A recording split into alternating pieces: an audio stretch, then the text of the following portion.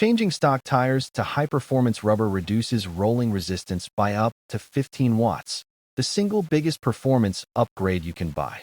The first upgrade must always be tires. Switching from stock utility tires to performance options like the Schwalbe one reduces hysteresis energy loss significantly, offering a measurable speed increase for the same power input.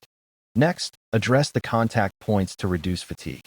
Stock foam grips compress too easily, causing ulnar nerve pressure, while factory pedals often dissipate energy through flex.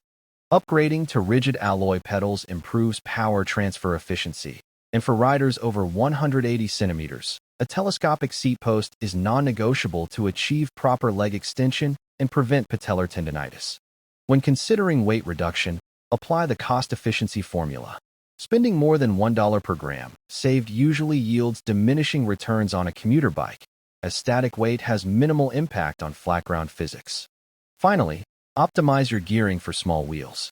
Reducing gear inches by downsizing the chainring allows you to maintain an efficient 90 revolutions per minute cadence on climbs, which is critical given the reduced momentum of smaller wheels.